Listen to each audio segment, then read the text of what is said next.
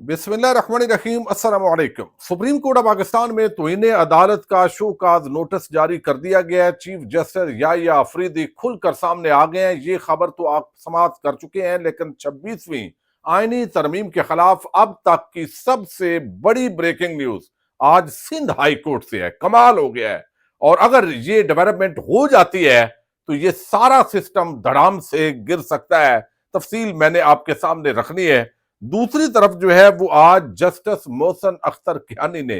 साबिक chief justice काजी फायज ईसा की जई तई करके रख दी है। आत्मा रोल दी है। उनके 4 जुमले वो किस तरह काजी के सारे माजी पर भारी पड़ गए हैं और पूरा कुछ उन्होंने इन जुमलों के अंदर काजी के मुताल्लिक बता दिया है, उस पर बात करेंगे। इमरान रियाज खान ने एक खबर दी और इसके साथ ही मुर्तजा सुलंगी ने क्या तुलंगी की, वो भी आपके सामने रखूंगा। उम्मीद है वीडियो आप समाप्त करेंगे और हमेशा की तरह अपने कीमती फीडबैक से जरूर आगाह करेंगे। इमरान रियाज खान, आपको इल्म है, पाकिस्तान के सफ़े अव्वल के सहाफ़ी हैं और जिस तरह उन्होंने कुर्बानियां दी और जितना रियासत पाकिस्तान के अंदर उनके लिए मुश्किलात पैदा की गई, अब ये कहना कि वो भाग गए हैं, चले गए हैं, ये तो बड़ी एक शर्मनाक बात है। लेकिन इमरान रियाज खान ने एक खबर दी और खबर ये थी कि पनामा केस के दौरान नवाज शरीफ ने मलक रियाज को बतौर वजीर आजम बुलाकर मजबूर किया कि मेरा बेटा मुश्किल में है, इससे 1 हाइड पार खरीद लें। जिसके बाद मलक रियाज के बेटे को वो प्रॉपर्टी जो है वो खरीदनी पड़ी और जिसके बाद मलक रियाज के बेटे को वो प्रॉपर्टी हसन नवाज से दुगनी कीमत पर बेची गई। याद रहे, ये वही हसन नवाज है जो हाल ही में बरतानिया से दिवालिया होकर निकला है। इसी खरीदारी के बाद एनसीए ने मलक रियाज फैमिली से जुड़े अकाउंट मुंजमद किए थे। तो अब उनका कहने का मतलब यह है कि भाई सारा मामला जुड़ा हुआ शरीफ खानदान से है, लेकिन इतने खाइन और बददयानत तो ना बनो, इतने 2 नंबर सहाफत तो ना करो। एक तरफ मलीर टाउन की सिंध के अंदर मलीर टाउन अथॉरिटी की जमीन अब वो जरदारी दे रहा है, उन्हें पौने सबसे बड़ी करप्शन, चोरी, डकैती वो तो ये थी, लेकिन जरदारी को आपने सदर बना दिया। नवाज शरीफ ने जिन हालात में वो जमीन जो वहां की प्रॉपर्टी या लंदन की वो खरीदी गई, मलक रियाज ने उसको भी आप टच नहीं कर रहे और साथ आप इमरान जो खान है उसने पैसा वो वापस लेकर आया तो उस पर आप चढ़ दौड़े हैं। तो इतनी 2 नंबरी अच्छी नहीं होती। और फिर मुर्तजा सुलंगी को भी ज़ाहिर है उन्होंने कहीं पे बात की, तो तुलंगी जो है वो सुलंगी वो ये बात करता है कि गीले तीतर का हौसला देखें। जो बंदा सारी उम्र एस्टैब्लिशमेंट का टाउट रहा हो, यानी ये इमरान रियाज के बारे में बात कर रहे हैं, जो बंदा सारी उम्र एस्टैब्लिशमेंट का टाउट रहा हो, जो खुद कैमरे पर एतराफ कर चुका हो कि ऐसे सियासतदानों की फाइलें दिखाई जाती थी, जो करप्ट खान के तलवे चाटता रहा हो, उसे मेरे ट्वीट से तकलीफ होती है। मेरी ट्वीट तो फितना खान को जब वो कठपुतली वजीर आजम था तब भी चुभती थी। मैंने तो उस वक्त ना गीले तीतर की तरह मुल्क से भागने की कोशिश की और ना इस तरह के चूहे की तरह किसी गंदे बल में छुपने की कोशिश की। यूथियों, यूथनियों और गीले और खुश तीतरों को मेरी ट्वीट और चुभेंगी, तैयारी पकड़ें। अब ये एक मतलब है, आप देखें कि ये जो बंदा है ना 3 में है ना 13 में है। एक बेशर्मों के टोले के अंदर ये शामिल हुआ, निगरान इसको वजीर बनाया गया, नया दौर पे आके ये बक बक करता था और ना इसकी वो फॉलोइंग है ना इसका वो वेटेज है। लेकिन हर कोई जो मशहूर होता है, जैसे इमरान रियाज खान है, तो उनके साथ जो है वो करके तो ये एक तुलंगी इन्होंने की है कि चले मैं अब ये करूंगा। यानी इमरान खान करप्ट है, लेकिन ये जो है ना ये इतना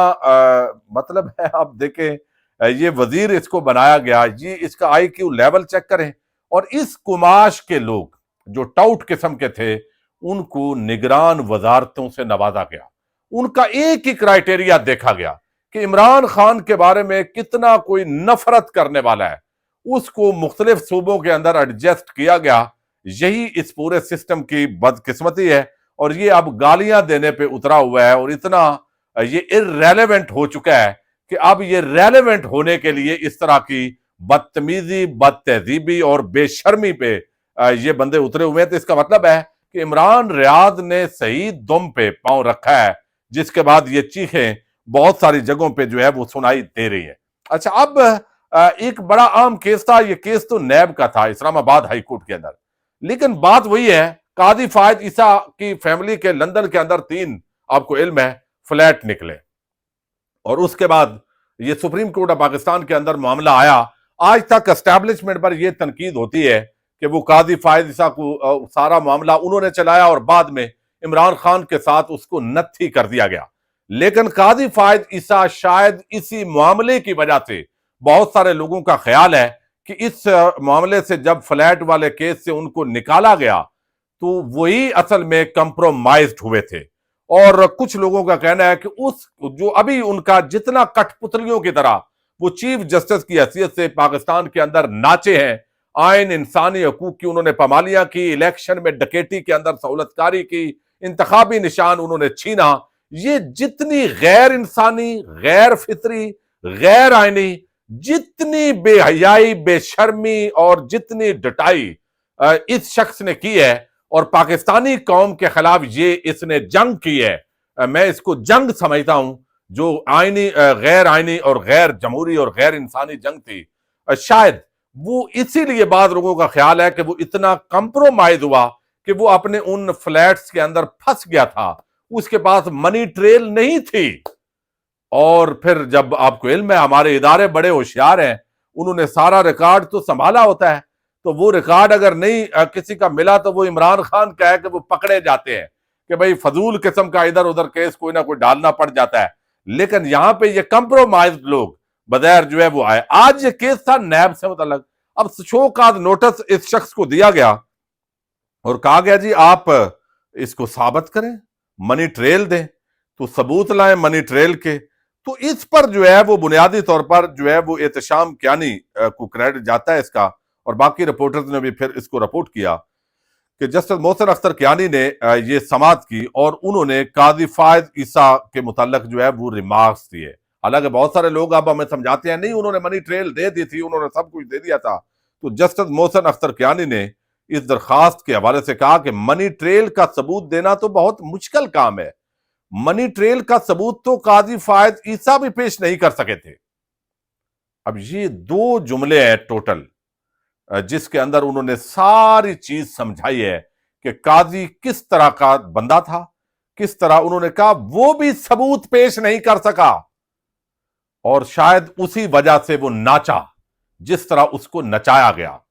تو یہ ایک بہت ہی عام ریمارکس ہیں جو جسٹس محسن اختر کیانی ہیں ان کے، اور قاضی کی جو آتما ہے وہ آج ان 2 جملوں کے اندر جو ہے وہ صحیح طریقے سے رولی ہے۔ اچھا، اب جو سندھ ہائی کورٹ ہے وہاں سے آج بڑی ڈیولپمنٹ ہوئی ہے جس پہ ہمارے میڈیا نے فوکس نہیں کیا، اور یہ خبر بہت بڑی خبر ہے، میں اس کو انتہائی ویٹیج دیتا ہوں، چونکہ وہاں پہ سندھ ہائی کورٹ کے اندر جو ہے وہ 26ویں آئینی ترمیم کے خلاف پٹیشنز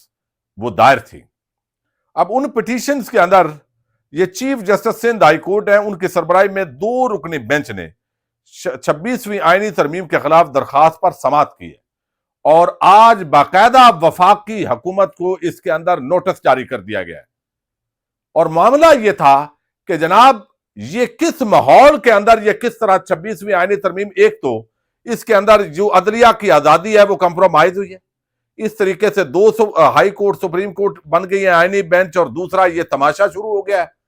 پھر اس کے اندر خاص طور پر اس حکومت کا مینڈیٹ بھی نہیں تھا یہ کرنے کا، اور پھر جس طریقے سے کہا گیا ہے کہ جو اراکین اسمبلی ہیں، سینیٹرز ہیں، ان کو دباؤ ڈالا گیا یہ ساری ترمیم کروانے کے لیے، تو اس معاملے کے اندر وفاقی حکومت کو آج نوٹس جاری کیے گئے ہیں، اور خاص طور پر جو درخواست گزار ہے اس کے دعوے کے مطابق، یعنی دعویٰ کیا گیا درخواست گزار کی طرف سے کہ بھئی یہ دباؤ ڈالا گیا ہے، تو اب سندھ ہائی کورٹ نے بی این پی مینگل کے 2 سینیٹرز کو طلب کر لیا ہے۔ اب یہ اختر مینگل کا امتحان ہے، یہ اب سینیٹرز کا بھی امتحان ہے، ان پہ یہ بہت بڑی ذمہ داری ہے، لیکن خدا نہ خواستہ وہ اٹھائے نہ جائیں یا ان کا کوئی فیملی ممبر نہ اٹھائے جائے۔ عدالت نے بلایا، اگر یہ 2 سینیٹرز سندھ ہائی کورٹ کے اندر آ کے بتا دیتے ہیں کہ بھئی ہمیں اٹھا لیا گیا تھا اور ہمیں جو ہے وہ اس طرح ڈرایا دھمکایا گیا تھا، تو یہ پوری 26ویں آئینی ترمیم پر بہت بڑا حملہ ہوگا،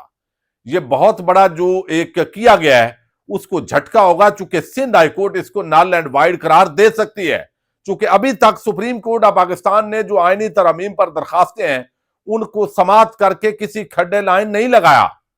اس کا کوئی فیصلہ نہیں کیا. اور ویسے بھی جو فیصلہ آنا ہے سپریم کورٹ میں وہ پتہ ہے, جب چیف جسٹس بھی اسی 26ویں آئینی ترمیم کے تحت بناؤ, جب آئینی بینچ جو ہے وہ جسٹس امین الدین جیسے شخص, وہ پورے مندوخیل صاحب, وہ آئینی بینچ کے اندر جو ایک جج اگر عائشہ ملک نے بولنا ہو تو اس کو اس سے اٹھا کے باہر پھینک دے, یعنی یہ سوالات جب اٹھ رہے ہوں